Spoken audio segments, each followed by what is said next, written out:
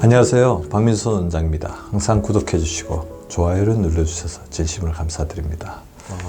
날씨가 많이 춥죠. 겨울철은 흔히 혈관의 위기의 시대라고 합니다. 그래서 제가 편집 자문위원회에 있는 건강 다이제스트에 이번 후 건강의 대들보 혈관과 심장 지키기 3계명이라는 주제로 이제 칼럼을 기고를 했습니다. 그래서 오늘은 편하게 우리 구독자분들도 많이 알고 계실 것 같은데 이 부분에 대해서 같이 이야기를 나누어 보도록 하겠습니다. 그래서 편하게 좀 들으시는 시간으로 가져갔으면 좋겠습니다. 심장과 혈관을 지키는 일은 건강의 대들보를 지키는 일이라고 합니다. 사실 우리나라 국민들에게 가장 건강에 위협이 되는 원인을 꼽으라면 한 두 가지 정도가 있을 것 같습니다. 암하고 바로 심내혈관 질환이죠. 심내혈관 질환은 우리 사망 원인의 25%를 차지하죠. 그 질환만 해도 무시무시한 질환들이 많습니다. 심근경색, 협심증 등의 심장질환, 뇌경색, 뇌출혈, 같은 뇌졸중, 뇌혈관 질환 이런 부분들을 우리가 심내혈관 질환의 무서운 합병증이라고 그러고요. 고혈압, 당뇨, 고지혈증. 그래서 심장과 혈관은 우리 몸의 어떻게 보면 생명줄이라고 할 수 있잖아요. 그래서 이 부분을 지키기 위해서는 반드시 바꿔야 될 세 가지가 있는데요. 아주 간단하고 일상적이면서 그럼에도 불구하고 굉장히 힘들기 때문에 우리에게는 끊임없이 도전이 되는 일이죠. 그래서 첫 번째 주제로는 혈관과 심장을 지키는 1계명, 단짠 좋아하는 입맛을 싱겁게 바꾸자. 자, 단짠 좋아하는 입맛을 싱겁게 바꾸자. 자, 단짠. 혈관과 심장을 지키려면 일단 짠맛과 단맛에 이제 길들여진 입맛부터 바꿔야 됩니다. 음식을 이제 짜게 먹으면 우리는 아무래도 이것을 보상하려는 욕구를 가지게 되니까 많이 먹게 됩니다. 그리고 문제가 뭐냐면 이때 우리가 물만 먹으면 좋은데 이것을 이제 배고픔으로 착각해가지고 물 대신 음식을 마실 때도 많죠. 그래서 우리나라 사람들의 어떤 비만의 원인을 잘 살펴보면 탄수화물을 많이 먹는 것도 있지만 짜게 먹는 것도 있어요. 이게 짜게 먹다 보면 이것 자체가 혈압을 올리죠. 어떻게 보면 나트륨 섭취가 우리나라 사람들이 세계적으로 굉장히 높은 편입니다. 그래서 WHO 기준 하루 섭취 권장량은 2g인데 소금을 기준으로 하면 5g 정도죠. 그래서 나트륨 2g 정도 먹으라고 하는데 우리나라 사람들은 아직까지 나트륨 섭취량이 2018년도 기준 3274mg. 이것도 굉장히 많이 줄어든 겁니다. 2016년도에는 3669mg이었는데 이거 10.8% 정도 감소했지만 여전히 이제 WHO 기준에 비해서는 1.6배 정도 높다고 볼 수가 있어요. 그래서 혈압이 낮은 분이 특별하게 아니라고 한다면 이게 짠 입맛을 이렇게 싱겁게 하는 입맛으로 바꾼 노력은 굉장히 중요할 것 같습니다. 그래서 짠 입맛을 교정하는 식사 원칙 4가지. 첫 번째는 국물을 줄이는 거죠. 우리나라 사람들 소금 섭취의 대부분은 이제 국물에서 일어납니다. 그래서 국물을 줄이기 위해서 제가 항상 드리는 말씀 두 가지죠. 젓가락으로 식사하고 그릇은 절대로 들지 않는다. 두 번째는 외식과 이제 패스트푸드를 이제 줄이는 게 굉장히 중요합니다. 그리고 외식을 가야 될 경우에는 가서 좀 덜 짜게 해달라 이렇게 이야기하는 방법도 도움이 될 것 같고요.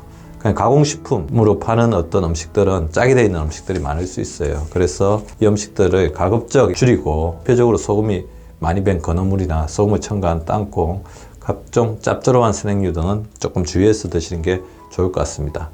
그리고 소금 선택제를 이제 실시해 주시면 좋아요. 가정에서도 음식에서 스스로 간을 칠 수 있도록 소금 선택제를 실시하고 요리할 때는 소금통을 멀리 두면 좋죠. 꺼내 쓰기 힘든 곳에 소금을 두면 아무래도 이제 소금을 치거나 소금을 사용하는 것이 좀 줄어들게 됩니다. 네 번째, 짠 반찬은 물에 한번 헹궈 드시는 것도 권장드립니다. 물론 이제 모든 분들이 이렇게 하실 필요는 없어요. 근데 혈압이 높다, 고혈압 전 단계에 이른다, 아무래도 최근에 스트레스 받아서 혈압으로 가는 위험성이 있다, 그랬을 때는 이런 부분들 조금 실천해 주는 것들이 도움이 되겠죠. 근데 짠 음식 못지않게 제가 아까 단짠 입맛을 싱겁게 만든다는 것은 소금 입맛을 싱겁게 만드는 것도 있지만 단 입맛에 물을 빼는 것도 있습니다. 단 입맛을 조금 줄여서 청량한 입맛으로 가는 것도 있거든요. 음식에 이제 설탕을 찌는 것도 너무나 일상화되어 있기 때문에 단맛이 첨가되어 있다는 사실조차 까마득하게 잊고 있는 것도 있습니다.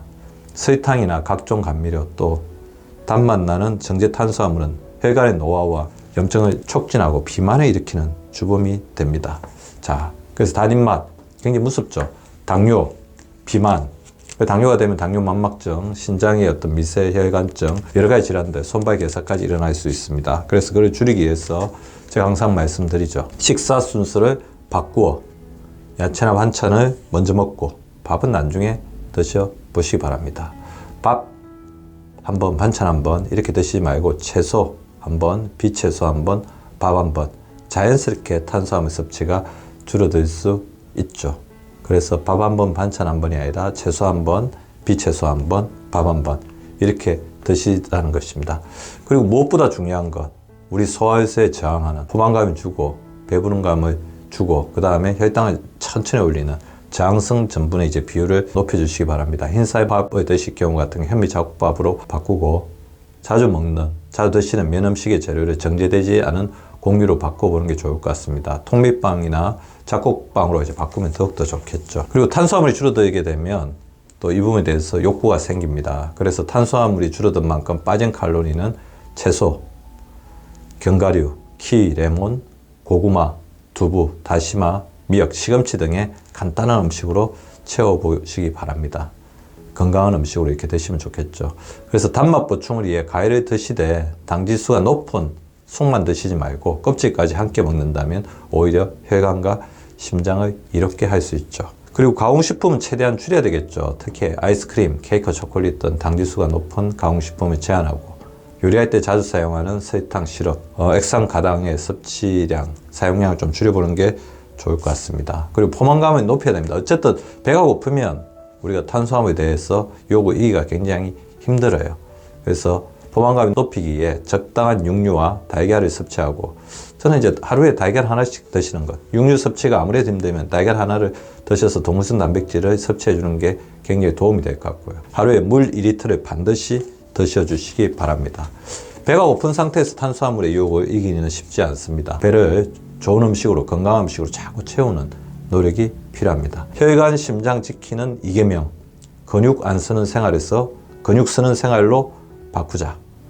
자, 혈관과 심장을 지키기에 가장 중요한 것은 근육인데 특히 허벅지 근육, 종아리 근육은 심장을 대신해 혈액순환에 돕죠. 허벅지 근육은 호르몬 창고, 종아리 근육은 제2의 심장이라고 말씀을 드리고 있습니다. 특히 혈액은 하체의 70% 가까이 몰려있기 때문에 무려 5000cc 되는 혈액을 우리 몸으로 돌릴 때 우리 하체 근육에서 심장을 도와주지 않으면 심장이 혹사당할 뿐 아니라 혈압 역시 계속 높아질 수밖에 없습니다. 그런데 우리는 나이가 들수록 근육이 굉장히 빠르게 줄어들죠. 그렇기 때문에 근육을 잘 유지하려는 노력을 유지하는 게 굉장히 중요하고 근육을 잘 유지하게 되면 기초대사량도 높아지기 때문에 비만이 되는 것도 막을 수 있죠. 특히 우리 몸에 대부분의 이제 근육이 몰려있는 하체 근육 잘 이렇게 보존하고 강화시켜주는 것 굉장히 중요합니다. 더불어 이제 하체 근육이 약해지면 유산소 운동도 잘 못하게 됩니다. 그죠? 그리고 관절도 약해지기 때문에 활동의 제약을 더 많이 받을 수 있죠. 자, 그래서 근육을 늘려주는데 가장 좋은 것 한 두 가지 정도가 있을 것 같아요. 걷기 같은 유산소 운동, 더불어서 근력 운동을 해줘야 됩니다. 지금 제가 항상 알려드리는 허벅지 근육은 호르몬 창고인데 성장 호르몬을 강화시키고 인슐린 호르몬을 이렇게 기능을 도와주는 작용을 합니다. 그래서 노화를 방지하고 당뇨를 예방하는 효과를 가지고 있죠. 4단계 슬로우 킥 운동법을 저는 항상 이렇게 강조하는데요. 일본의 근육 생리학자 이시 나오카타가 개발한 슬로우 트레이너 운동법을 제가 한국 시점에 맞게 이렇게 한번 해보자. 그래서 변형을 한 겁니다. 동작을 천천히 해서 근육을 계속 수축시키는 운동법으로 특히 허벅지 근육을 강화하는데 이상적인 운동법입니다. 자, 제 1단계는 제자리 천천히 걷기입니다. 1초에 한 걸음씩 걸으며 왼쪽 다리와 오른쪽 팔을 크게 움직인다. 다리를 90도로 올려서 허벅지가 바닥과 수평이 되도록 한다. 동작을 천천히 하고 호흡은 자연스럽고 천천히 한다. 바닥에 발이 닿을 때 반등을 이용하여 바닥을 차지 않도록 하고 한쪽 발이 바닥에 확실히 닿은 후에 다른 쪽 다리를 들어 올립니다. 천천히 50회 정도 하여 약 1분간 유지하면 됩니다. 2단계 제자리에서 빨리 걷기입니다. 그래서 천천히 제자리 걷기로 근력 운동을 마무리한 뒤 1, 2분 동안 빨리 걷기로 유산소 운동을 해주는 거죠. 3단계는 누워서 다리 들어 올리기죠. 중심 근육, 즉 코어 근육이 윗배, 아랫배, 허벅지 앞쪽 강하기 운동입니다. 등을 대고 누워서 다리를 살짝 들어 1초 정도 멈춥니다. 그런 다음 양무릎을 굽혀 가슴 쪽으로 당기듯 들어 올립니다. 이때 엉덩이를 살짝 듭니다. 천천히 5초 동안 동작을 이어가다가 잠시 1초간 멈춘 뒤 다시 처음 상태로 천천히 내려갑니다. 다리를 올릴 때 숨을 내쉬고 다리를 내리면서 숨을 들이마십니다. 5에서 10회 정도 해주고 익숙해지면 점차 횟수를 늘려갑니다. 4단계는 누워서 자전거 타기입니다. 누워서 자전거 페달을 돌리듯이 다리를 빠르게 가로지릅니다. 약 1, 2분 정도로 숨이 차일 정도로 가볍게 유산소 운동을 합니다. 자, 이렇게 하시면 되고요. 다시 1단계 돌아와 총 3세트를 반복하게 되는데 1단계 4단계 운동까지 총 5분이 걸리며 3세트 반복하면 15분으로 충분합니다. 4단계 슬로우 킥 운동법은 근육을 부드럽고 유연하게 하는 동시에 근육 속에 숨어있는 호흡 기능을 강화시켜 체지방을 효율적으로 분해시키는 작용을 가지고 있다고 말씀을 드렸습니다. 아침 일과 시간을 하기 전에 하면 효과가 좋고요. 성장 호르몬의 경우에는 근육 운동을 하면 최대 6시간까지 지속적으로 분비되는데 집안일을 하기 전에, 기왕이면 출근하기 전에 슬로우 킥 운동을 해주면 그 이후에 여러 가지 일과생활에서 유산소 운동을 하는 걸로 이제 인식을 하기 때문에 체중 감량 효과까지 덤으로 얻을 수 있습니다. 또 종아리 근육, 하체 내려오는 혈액을 중력의 거슬러 심장으로 올려보내는 펌프 역할, 우리 몸의 심장 펌프 역할을 하는 게 바로 종아리 근육이라고 제가 말씀을 드리고 있습니다. 그래서 종아리 근육을 강화시키기 위해서 제가 알려드렸던 발목 운동인데요. 오늘 말씀드린 거는 언제 어디서도 할 수 있을 것 같아요. 앉아있을 때도 할 수 있을 것 같고 특히 서 있을 때 할 수 있을 것 같습니다. 서서 다리를 발끝을 이렇게 발끝으로 까치발을 쓰는 거죠. 의외로 굉장히 안 하는 동작입니다. 다시 부드럽게 내려가고 양발을 일자로 이렇게 해서 자, 까치발로 올라갑니다. 일자로 하는 게 힘든 분은 약간 앞을 넓은 자세로 해서 이렇게 올라가는 것도 괜찮을 것 같습니다. 그래서 일자로 했다가 앞발을 또 발 앞쪽을 이렇게 높이 해서 이렇게 하고요. 자, 이렇게 까치발을 들고 그 다음에 이 부분이 좀 익숙해진 분은 이제 발 앞쪽을 더 드는 겁니다. 이렇게 하다 보면 종아리 근육 앞뒤가 다 강화되거든요. 근데 물론 이제 발끝이라고 그러죠. 발끝을 들다 보면 뒤로 넘어질 수 있으니까요. 넘어지지 않는 한도 내로만 해주시기 바랍니다. 우리 몸의 근육, 허벅지 근육과 종아리 근육 강화시키는 법을 알려드렸고요. 그 다음에 혈관 심장 지키는 3계명, 걱정, 하, 분노의 부정적인 생각을 긍정적인 생각으로 바꿔보자. 부정적인 생각은 줄이고 긍정적인 생각을 늘리는 것이 심장과 혈관을 보호하는 또 하나의 지름길입니다. 하와 분노라는 감정의 생리적 기전은 아드레날린의 급격한 분비죠. 아드레날린은 눈앞의 위기를 이겨내기 위해서 인간의 생존에 꼭 필요한 호르몬이지만 이 부분이 너무 많이 분비된다는 거죠. 가행 분비되는 아드레날린 가행 정운이라는 것입니다. 이러다 보니까 심장과 혈관에도 굉장한 부담을 안겨줄 수밖에 없습니다.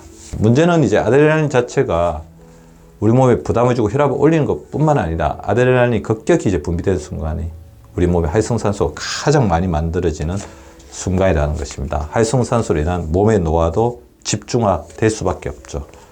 자, 이 부분을 이제 줄이려면 결국에는 우리 생활 속에서 조금 여유 있게 살리는, 그리고 포용력 있게 살려는 습관을 가지는 게 좋은데요. 자, 이거는 행동으로 한번 교정을 해봐야 됩니다. 자, 화나 분노가 날 때는 10초만 숫자를 세워보십시오. 1, 2, 3, 4. 막 말하거나 행동하기 전에 이렇게 10까지 한번 세워보시고요. 호흡에 집중해 심호흡을 해보십시오. 복식호흡을 안다면 천천히 복식호흡을 하시는 게 좋습니다. 일단 하루에 참습니다. 어느 정도 감정이 거친 다음에 차분한 어조로 화가 났던 이유를 설명해 보십시오. 다른 일로 관심을 돌리는 게 좋죠. 화가 났으면 바로 대응하기보다는 그 자리에 잠시 벗어나는 것도 나쁘지는 않을 것 같아요. 화가 나게 한 상대의 입장을 생각해보고 화를 내서 얻게 될 결과를 생각해보는 것도 도움이 됩니다. 화를 내는 대신에 스트레스가 풀릴 수 있는 일을 찾아서 실행을 해보십시오. 뭐 노래를 부른다든지 운동한다든지 상대를 제압하거나 상황을 피하기 위해서 화를 일부러 내는 것은 아닌지 한번 생각해 보시고요. 화가 나게 한 사람이 미숙하다고 생각해 보시면 조금 더 여유가 생길 것입니다. 조금 더 창조적이고 생산적인 방식으로 감정 에너지를 발산하도록 노력하고요. 제가 항상 알려드리는 생각 중지훈련, 눈을 감고 생각 끊는 훈련, 웃음을 유발할 수 있는 일을 찾아보고 아무 글이라 좋으니 글을 또 써보는 것도 주의를 분산시키는 데 도움이 될 것 같습니다. 분노 못지않게 또 문제가 되는 것이 걱정이죠. 그래서 걱정이나 화나 이런 부분이 있을 때는 결국에는 호흡이 빨라지죠. 그래서 호흡을 천천히 하기 위해서 명상을 해보는 것도 도움이 됩니다. 허리는 곧게 펴고 두 다리는 포개지지 않도록 하여 앞뒤로 접어 정자자세로 방석이에 앉습니다. 시선은 45도 바닥을 바라본 느낌으로 눈은 살며시 감고 턱은 살짝 몸쪽으로 당깁니다. 양손은 손바닥이 천장을 향하게 하고 무릎 위에 놓습니다. 정수리, 이마, 눈, 코, 코 속으로 숨이 들어가고 나가는 것을 느낍니다. 양볼, 입술, 양어깨, 등, 허리, 엉덩이, 양손등, 아랫배 순으로 차례로 주의를 기울이고 감각이 일어나고 사라지는 것을 알아차립니다. 아랫배에 주의를 기울이고 숨을 들이쉬고 내쉬며 아랫배가 부풀고 가라앉는 것에 주의를 기울이고 팽창과 수축을 느껴버립니다. 만약 생각이 떠오르면 생각이 빠지지 말고 생각하고 있음을 알아차리고 의도적으로 주의를 다시 아랫배로 가져옵니다. 몸에서 강한 감각이 일어난다면 그 감각을 굳이 무시하지 말고 강한 감각에 주의를 기울이고 감각이 일어나고 변하고 사라지는 것을 부드럽게 알아차립니다. 감각을 충분히 관찰했다면 주의를 의도적으로 아랫배로 가져와서 아랫배가 부풀고 가라앉은 것에 주의를 기울입니다. 몸의 감각이나 생각을 알아차릴 때는 부드럽고 따스하게 친절하게 알아차리도록 이끕니다. 자, 오늘 혈관과 심장을 지키는 3계명에 대해서 말씀을 드렸는데요.